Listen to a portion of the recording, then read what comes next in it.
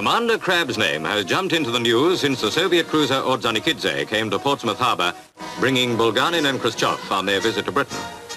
The Russian warship aroused much comment at the time. What could be seen of her speed and equipment was impressive.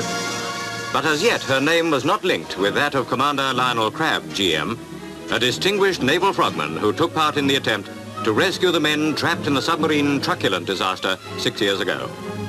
During the Ordzhonikidze's visit, her captain reported a frogman had been seen alongside. The British Navy denied it. But 11 days later, the British press were talking about Commander Crabb. He was missing, reported killed, while testing new underwater equipment. The explanation seemed thin and public opinion was not satisfied. So the mystery remains. What was Commander Crabb doing when he disappeared? Was he spying on the Soviet cruiser? Was naval intelligence, without the government's knowledge, guilty of a blunder which might have imperiled the success of one of the most vital international meetings since the war? Did he die, or is he still alive somewhere? Commander Buster Crabb, a man awarded an OBE, nicknamed after an Olympic swimmer and film star, reported to have been one of the influences on the character of James Bond, and even had his likeness immortalised by Hergé, making an appearance in Tintin.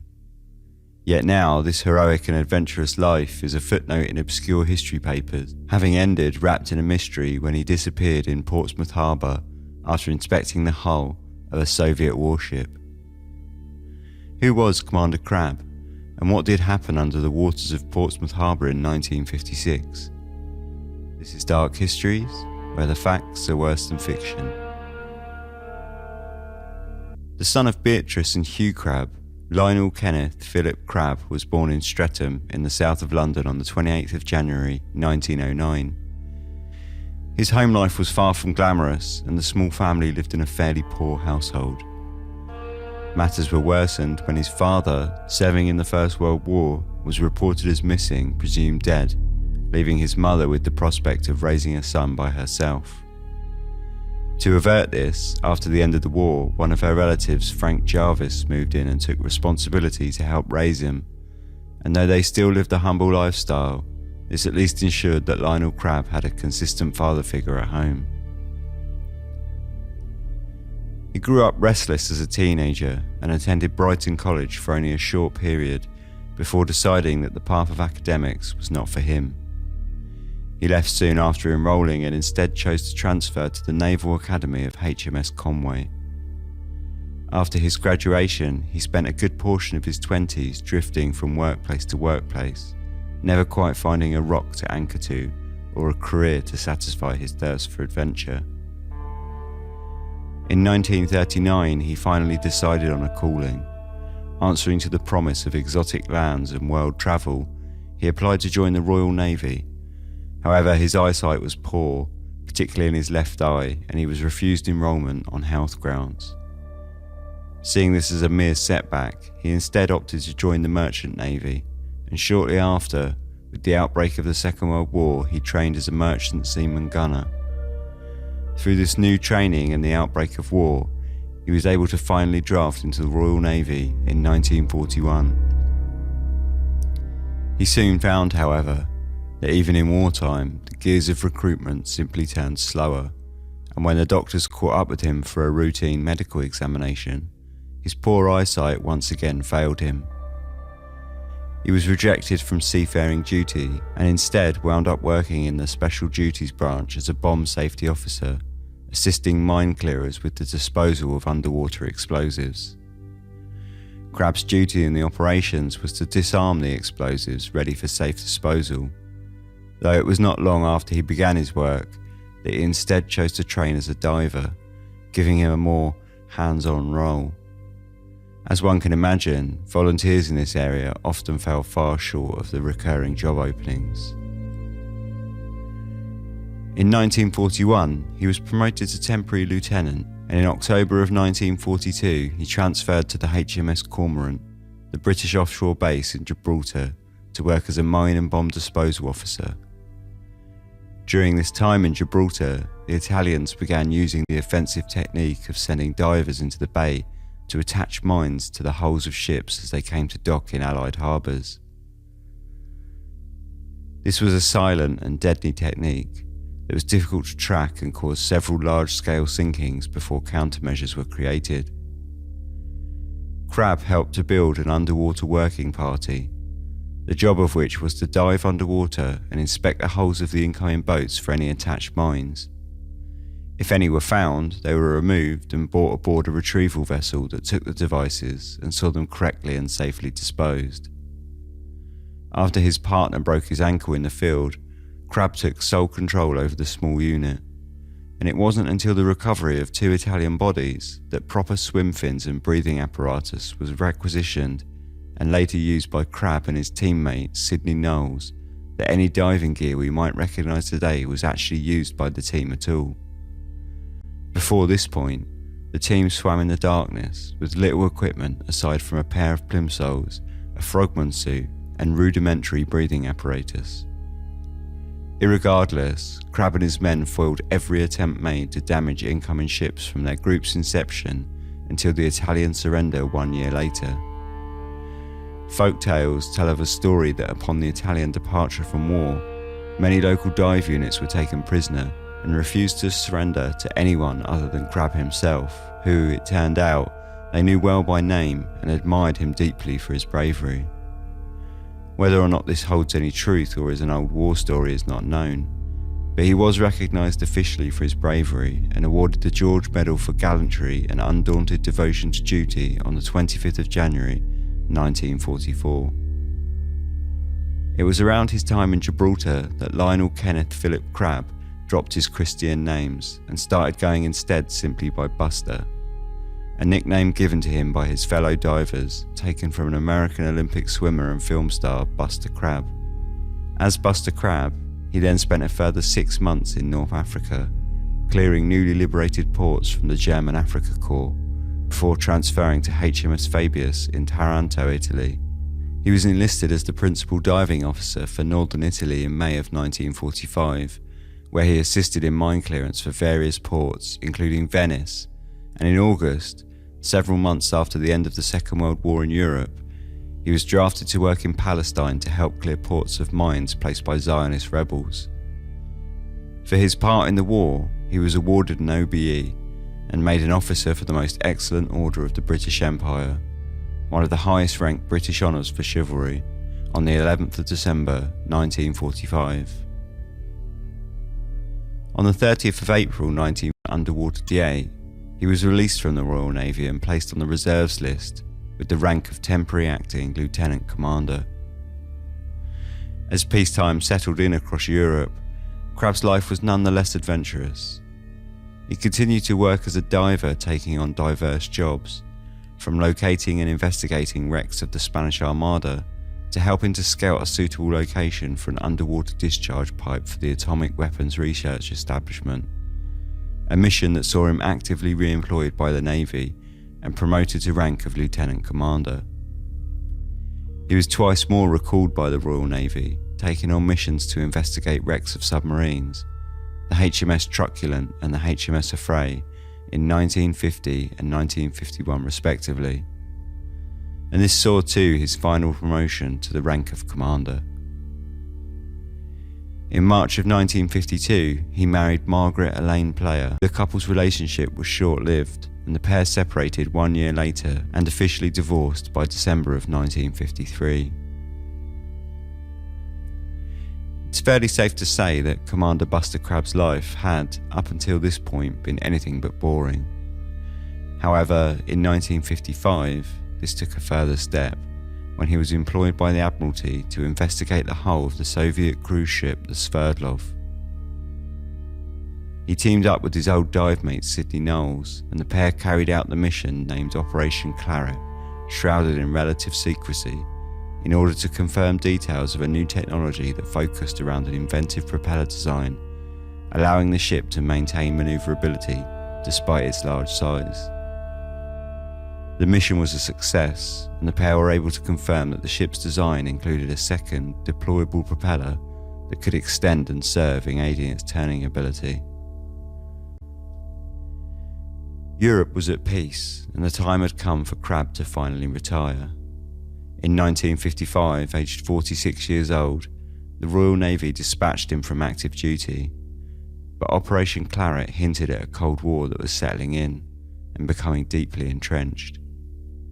Within this murky atmosphere of espionage and propaganda, he was to be called upon to die for his country one last time. The mysterious incident that would become known as the Crabb Affair approached on the horizon. Retirement was tiresome for Crabb. He took to smoking and drinking heavily, parading streets late at night with a silver sword stick, complete with a pommel set with the engraving of a crab. One account of him during this time spoke of him as, with his friends, a most pleasant and lively individual, leaving one to speculate on the usage of the term lively. He lived in a flat in London, worked in the furniture trade, and made plans to remarry his new girlfriend Pat Rose. By 1956, life was looking perfectly ordinary by Crabb's standards. However, things were about to change. The Russians were coming to Britain, and there were men working in the shadows that had plans for Crabb.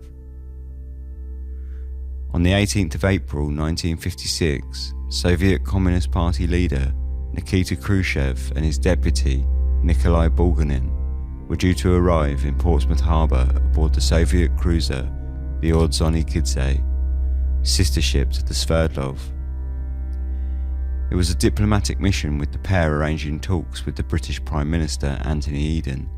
Despite express orders to undertake no such missions, MI6, the British Secret Service, had eyes on the Ordzhonikidze, and Commander Crabb was, as the story tells it, to be just the man for the job.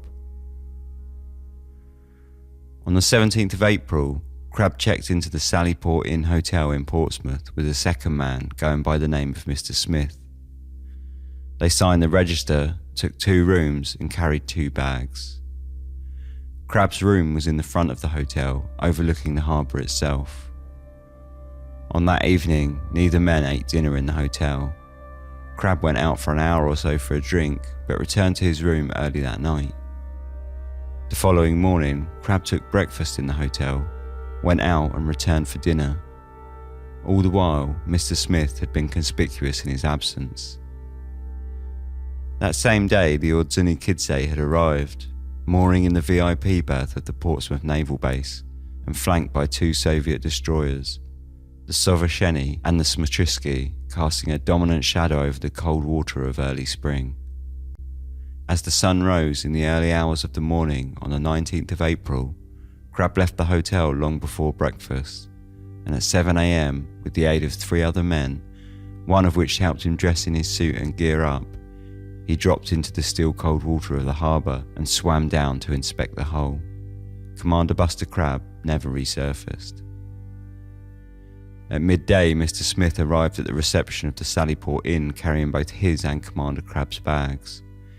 He checked the 2 men out of the hotel and settled the bill for both rooms in cash. On the 21st of April, a police officer appeared in the reception of the Sallyport Inn Hotel and tore out 4 pages of the hotel's register for the beginning of the month of April, pages that naturally included both Smith and Crabb's stay. The officer threatened the hotel owner that if he spoke of the scene or resisted in any way, he would be charged under the Official Secrets Act, and on the 29th of April, the Admiralty released an internal document stating that if any questions arose in the media concerning Commander Crabb's disappearance, that they should answer that he had gone missing, presumed dead, whilst testing out experimental diving gear for the Navy in nearby Stokes Bay, 3 miles west along the coast from Portsmouth. This bizarre string of happenings may well have been the end of the whole affair. However, much to the embarrassment of the British government, it was just the beginning. On the 4th of May, Moscow sent a public communication to the British government stating that they had seen a British diver approach their ships whilst docked in Portsmouth, a matter of which they were very dissatisfied, and they demanded an explanation. This communication had a 2-fold effect. Firstly, the British press leapt on the stories and created a media storm around the affair. Soon the front pages of newspapers were filled with dramatic headlines and articles were printed full of speculation on Crabb's disappearance. This had the knock-on effect of prompting the opposition government to call out Prime Minister Eden during Parliament and demand answers. Eden responded with the statement to the House of Commons that, whilst it is practice for ministers to accept responsibility, I think it is necessary in the special circumstances of this case to make it clear that what was done without the authority or knowledge of Her Majesty's ministers. Appropriate disciplinary steps are being taken. He refused to elaborate on the matter, stating that it would not be in the public interest to disclose the circumstances in which Commander Crabb is presumed to have met his death. Unfortunately for Eden, many saw this as vague and deflectionary, and of a government aiming to distance itself from any responsibility. Indeed, the reply from the British government to Moscow read exactly as such. The frogman who was reported in the Soviet note was discovered from the Soviet ships swimming between the Soviet destroyers, was to all appearances Commander Crabb. His presence in the vicinity of the destroyers occurred without any permission whatever, and Her Majesty's government expressed their regret for this incident. Hugh Gateskill, the leader of the opposition party in Britain, challenged Eden by saying that by keeping quiet on the matter, the press and the public would assume Crabb was a spy and run the risk of sensationalising reports. Eden simply replied, "You are entitled to put any wording you like upon which I have said." Gateskill, however, would not allow the matter to lie, and in a parliamentary debate on the 14th of May, known now to the public through a transcript of the session obtained by the Freedom of Information Act, the affair was once again brought to the fore, with the primary concern seemingly questioning to what level of control the government held over the British Secret Service. Eden had publicly stated that the Soviet ships were to be guarded heavily by the Admiralty during their stay in Portsmouth, and that they should be safe from any such missions.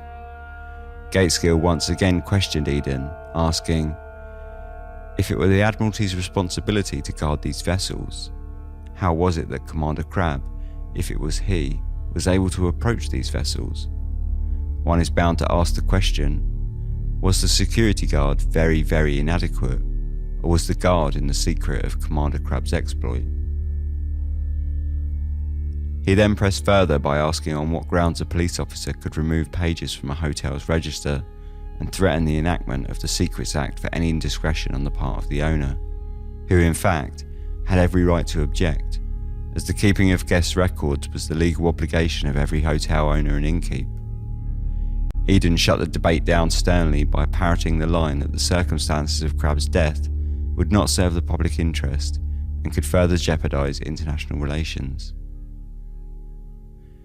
Despite the rampant speculation in the press and the heavy pressing for information from the opposition, the disappearance of Crabb eventually did fade away in the background of the Cold War.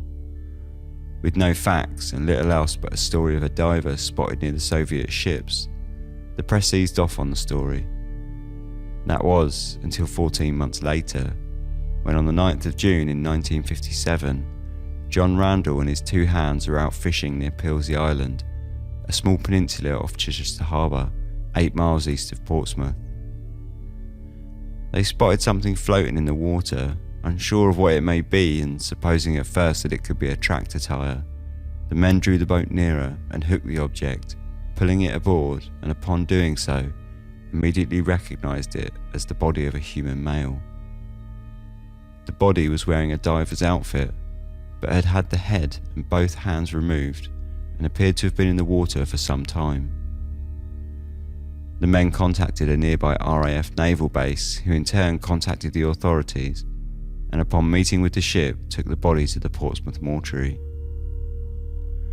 On the 11th of June, Sidney Knowles, Crabb's mother Beatrice, his ex-wife and current fiancée were all called upon to ID the body of the diver. Both his mother and Knowles, who inspected the body's legs for scars which he failed to find, and that he knew to be a feature of Crabb's right thigh and left knee, both categorically stated the body to not be that of Buster Crabb, and refused to identify it as such. His ex-wife mentioned that Crabb's feet were small and his big toes very unusual. They appeared to be what she thought were hammer toes and were raised high off the ground. Despite these features, she too was unable to give a positive identification of the body, and nor could his fiancée Pat Rose. During the lead up to the inquest, the Home Office sent several communications to the coroner, requesting him to not ask any potentially difficult questions, nor to call upon any witnesses attached with the Admiralty that they would prefer remained out of the whole proceeding. An inquest eventually was held and immediately adjourned, allowing more time for a positive identification. It was reseated on the 26th of June when the pathologist cited evidence of small feet and a similar suit to that of which Crabb was known to be wearing on the day of his dive. The suit was of an unusual design known to be favoured by Crabb and had a neck seal rather than a full hood, although identifying serial numbers were missing. When contacted, the company who designed and made the suit said that around 15 had been purchased since the design's inception in January of 1955 and October when they supplied Crabb with his own. Despite Sidney Knowles failing to find any such scars, evidence was also given by the pathologist, the same who originally stated that no such marks had been found, of a scar apparently found after re-examination on the 14th of June on the body's right knee. These elements were enough for the coroner to be satisfied the body was that of Commander Crabb, and he revised the outcome to reflect as such, stating that a sufficient chain of coincidences had been established for a positive identification. The cause of death, however, was deemed as not ascertainable. Crabb's funeral was held without military honours on the 5th of July in 1951 at the Milton Cemetery in Portsmouth. He was buried with his silver swordstick in a grave that was marked with a headstone lacking both Crabb's Christian name and date of death. His mother received an unexplained sum of £100 from the Admiralty, however, right up until her death, refused to believe that the body buried on the site was that of her son, Lionel Buster Crabb. In 1972, a producer named David Darlow, who intended to make a documentary for the BBC centering on Buster Crabb, his life and detailing various theories on his disappearance, contacted the Cabinet Office in an attempt to gain cooperation and reassurance for his sources that they would not fall foul of any complications by taking part in the programme. The government were, safe to say, not keen on the idea one bit. The official line from the government, written in a series of communications, many of which were stamped as secret and filed away until they were released in 2005, was to, in the first, not offer any cooperation on the making of the programme whatsoever. After Darlow committed to continue making the programme anyway, discussion amongst the officials turned instead to the prospect of dissuading the producer to make the programme at all. Through a difficult back and forth both with Darlow and amongst several government intelligence and security service officials, the government succeeded in convincing Darlow to submit his script for approval before committing to make the programme. At the same time, communications amongst the security officials spoke of how they should not appear to make much of a fuss about the affair, the less chance that Darlow might feel he has a real story, and they discussed the pros and cons of stamping out the programme altogether from a higher level. At one stage, Darlow asked for clearance on a source, which was rejected outright. The security services then tracked down the source and dissuaded him from appearing on the programme. Eventually, Darlow scrapped the programme, and no documentary was ever made. With so little hard facts surrounding Crabb's disappearance and so much speculation rife in the media, it's no surprise that the theories surrounding the affair are numerous, ranging from the banal everyday to extreme espionage. The state of the body too has helped matters on the speculation front, with many questioning just whose body it was. Indeed, Jim Knight, one of the RAF men working on the day the body was discovered, and who was the first responder to the incident, said on the state of the decomposition that we members of the Marine section discussed the incident. None of us could see how the body was identified. 10 years after the whole affair, a skull half buried in sand was dug up in Chichester Harbour. Though the skull was never formally identified as that of Crabb, the pathologist claimed that it had been buried for around 10 years, just long enough to fit to the timeline of Buster Crabb's disappearance, and many have speculated it was the missing head of the body discovered and now buried in Milton Cemetery. And there are further curious details too. His landlady, Miss Anne Frances Thomas, said that in April of 1956, Crabb told her he would be away for a few days on business, and then on the 17th, one day before he left for Portsmouth, he told her that he was leaving his residence for good. This would, of course, suggest that Crabb never expected to return from his mission. With an apparent ongoing government cover-up and so many unanswered details, it's no surprise that theories here run wild. One of the most down-to-earth theories suggests that at 46 years of age, and with a history of heavy drinking and smoking, Crabb simply succumbed to his own lack of fitness and drowned in the water, or could even have had an equipment malfunction. This theory ignores any speculation on the body that was eventually found, however, and it ignores the fact that Crabb was a highly experienced diver and would have known his own limitations very well. Probably the second most down-to-earth theory is that Crabb was killed by Russians who caught him spying on the ship. This theory has even been corroborated by the now 80-year-old ex-Soviet Navy frogman named Edward Kolstov, when in 2007 he came out publicly in a Russian-language documentary claiming to have been the man who killed Crabb, cutting his throat when he caught him placing a mine. In the documentary, he displays both a Red Star medal he claimed he was secretly awarded for his deed, and a dagger that he claims to have used to kill Crabb. He told the documentary crew, "I saw a silhouette of a diver in a light frogman suit who was fiddling with something repaired at the starboard, next to the ship's ammunition stores. I swam closer and saw that he was fixing a mine." The most questionable detail to this story, however, is that Crabb was apparently fixing a mine to the ship, which seems highly dubious. There were never, as far as evidence suggests, any plans to actually damage the boat, nor would it have made any sense in a period of time when Anglo-Russian relations were trying to be repaired rather than destroyed. Indeed, the whole point of the visit was for this express purpose, so it would seem rather counteractive to then blow the Russian ship up whilst it docked in Portsmouth harbour. There have also been other reports. Joseph Sverkin, a Soviet intelligence officer, claimed in 1990 that a sniper saw Crabb approach the ship and shot him in the head when he surfaced. In 2015, newly declassified Cabinet Office documents revealed that the British government feared Crabb had been killed by the Soviets, with one of the communications reading as such. At this stage, the possible explanations for Crabb's loss seem to be the following. A. That he had been observed by the Russians and taken aboard alive.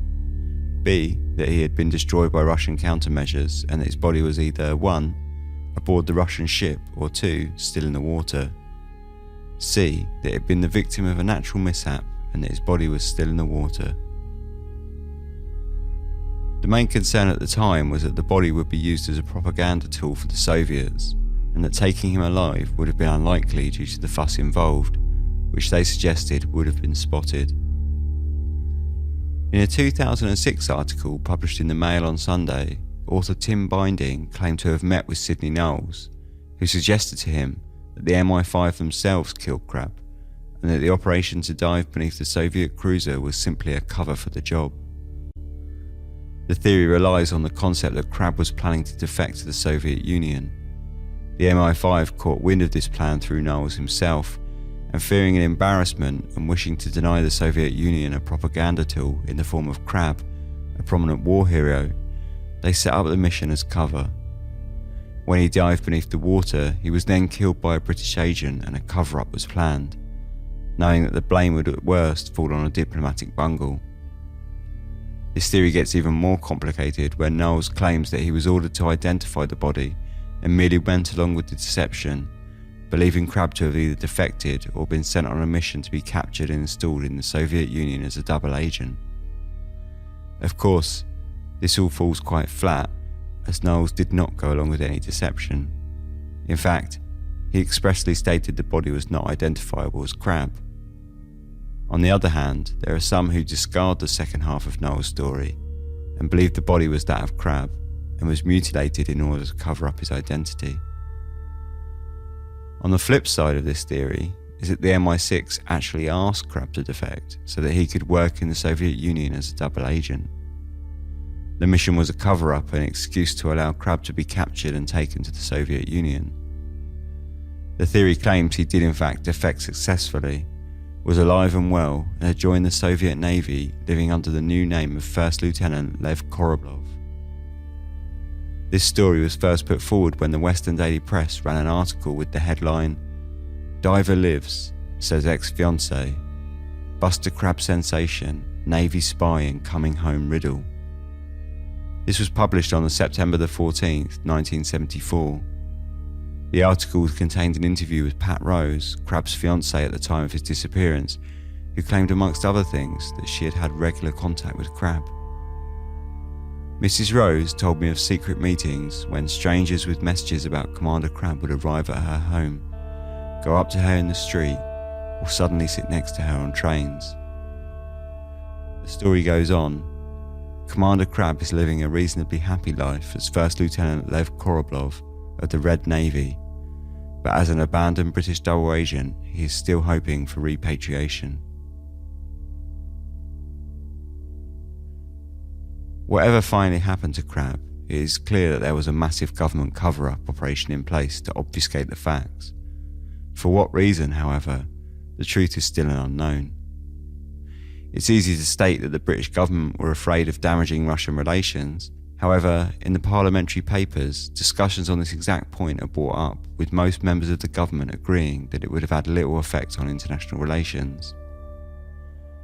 I do not think that the Russians have the right, nor are they likely to object, even in their hearts, to what has happened, said one government official during the debate. This unfortunate episode is, therefore, not in the least likely in any way to impair the value of the Russian visit to this country. Indeed, the casual attitudes in the debate concerning the use of spies is very telling. Everyone appears to agree that every country spies on one another, so that in fact, the actual capturing of an agent was never a shock or surprise, merely a tool that could be used for propaganda, hence Moscow releasing publicly the discovery of divers sighted around the Ordzhonikidze in the first place. The level of cover-up, however, seems extreme in this case. Why were such lengths taken to deter a documentary being made almost 20 years after the affair? This government censorship in the media was of an extreme level and that, if caught, could have been incredibly embarrassing. The scale of the whole thing seems to be an element that is utterly baffling, and with no solid truths to the mystery forthcoming, hints at something very suspicious indeed. Most of the government papers and documents concerning the Crabb Affair on both Soviet and British sides are either lost, damaged or locked away until 2057. In the vacuum of information, the theories continue. As one government minister put it during the Crabb debate, "We realise the need for a secret service, and we realise that the members of that service have to go about their work in queer ways." As far as Crabb is concerned, whether he's alive or dead, if he defected or was sent to Russia, we may not know for at least another 40 years. If he is truly not dead, then where is he and who was the body in the water and who put him there? If he is alive, then what exactly has he been doing and just whose side has he been on?